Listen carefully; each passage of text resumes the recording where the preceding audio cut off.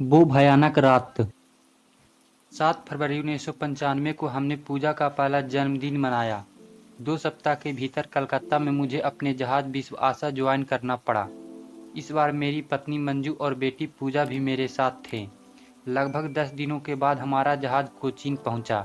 वहां रहने के दौरान हमें डॉक्टर से मिलना पड़ा क्योंकि मंजू को ठीक नहीं लग रहा था।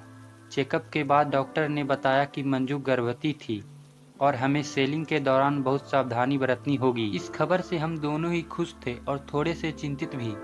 सबसे पहले तो पूजा केवल 15 महीने की थी और फिर जहाज लगभग 4 महीने की लंबी यात्रा पर रसिया जा रहा था। खैर, हमने इसे हमारी नियति मानकर ईश्वर के आशीर्वाद के रूप में स्वीकार कर लिया। लगभग 21 दिनों की सेलिंग के बाद अप्रैल के अंत में हम उड़ीसा पहुंचे। मौसम और दरिया दोनों ही ने हमारा साथ दिया। दिनचर्या बहुत अच्छी रही। जहाज पर हमारे बंगाली स्टूअर्ड ने मंजू और पूजा के खान पान की अच्छी देखभाल की। रसिया में हमारा जहाज लगभग 3 महीने रहा। इस बीच हमने कई नई जगह, रसियन सर्कस और विशेष रूप से ओडिशा के ओपेरा हाउस में बैल नृत्य देखा। इस अवधि का हम तीनों ने खूब आनंद लिया।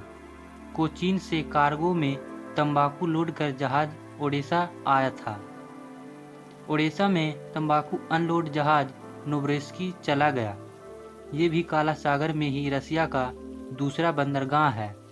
यहाँ से कलकत्ता के लिए भारी मशीनरी का सामान लोड किया। दिनांक 17 जुलाई 1995 नोब्रेस्की छत्रयार्ड कार्गो लोडिंग का सारा काम खत्म कर कलकत्ता की वापसी यात्रा के लिए जहाज शाम को निकल गया। हमेशा की तरह मैं अपनी 4 से 3 की बात खत्म कर 8:15 बजे अपनी केबिन में आया। मंजू सोफे पर बैठी एक स्वेटर बुन रही थी और पूजा टेबल टेनिस की बॉल से खेल रही थी। मैंने फ्रिज से एक ठंडी कोक निकाली और पास ही एक कुर्सी पर बैठ गया। इतने में ही चीफ इंजीनियर का फोन आया। आज काला सागर का मिजाज खराब है, इंजन रूम में लॉसिंग वगैरह देख लेना। मैंने अपना फोन नीचे रखा ही था। इतने में जहाज का एक जोरदार रोल आया। मेरा केबिन जहाज की पोर्ट साइड के बाहरी कोने पर था। वहां पर रोलिंग का असर ज्यादा ही महसूस होता था। अचानक पूरा जहाज पोर्ट से स्टोरबोर्ड की तरफ गया और फिर सीधा हो गया। टेबल पर रखी कोक की केन धड़ाम से नीचे गिरी और सारी कोक फ्लोर पर फैल गई।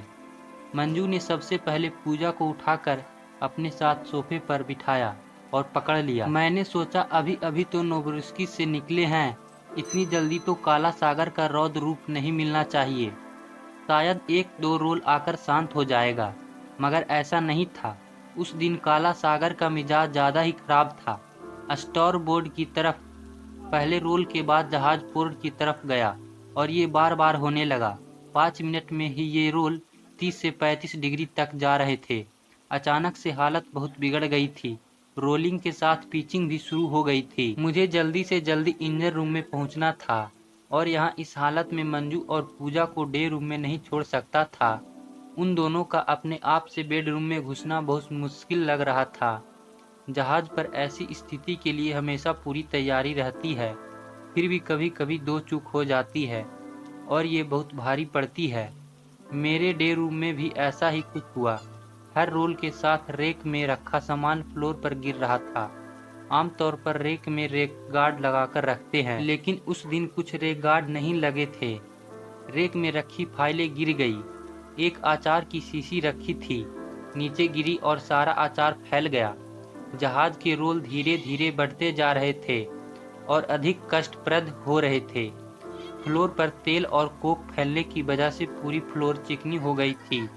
इतने में ही रोल के साथ साथ कुर्सी पर बैठा मैं खिसककर पहले स्टोर बोर्ड की तरफ जाकर टकराया और फिर पोर्ट से टकराया। चलना तो दूर, बिना सहारे कुर्सी से खड़ा होना मुश्किल हो गया था। इस स्थिति से हम दोनों ही घबरा गए थे। हमारी चिंता का मुख्य कारण मंजू का गर्भ से होना था। किसी तरह मैंने टेबल का सहारा लिया और बड़ी मुश्किल से खड़ा हुआ।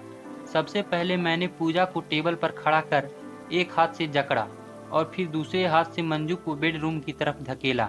उसके पीछे पूजा को गोद में लेकर मैं भी बेडरूम में घुस गया। दोनों को अंदर सुरक्षित छोड़ मैं फिर बाहर आया। डे रूम की हालत बद से बदतर होती जा रही थी। लगातार तेज रोलिंग से फ्रिज का होल्डिंग गार्ड ढीला हो गया और फ्रिज स्टाफ बोर्ड से खिसककर पोर्ट से टकराया और फिर port staff board day room में तबाही मची हुई थी। बचते बचाते बड़ी मुश्किल से डे रूम से बाहर निकला और इंजन रूम पहुंचकर वहां के हालात का जायजा लिया। मेन इंजन के संप में लुब्रिकेटिंग ऑयल का लेवल बढ़ाया, सारे सामान की लॉसिंग वगैरह देखी। ईश्वर की असीम अनुकंपा से इंजन सही सलामत चल रहा था। जरूरी निर्देश देकर आधा घंटे बाद मैं अपनी केबिन में लौटा। काला सागर ने करीब 12 घंटे तक सबकी नींद उड़ाए रखी। रात बड़ी मुश्किल से गुजरी। सुबह तक सागर कुछ शांत हो गया था, जो इस्तांबुल पहुंचते पूरा शांत हो गया।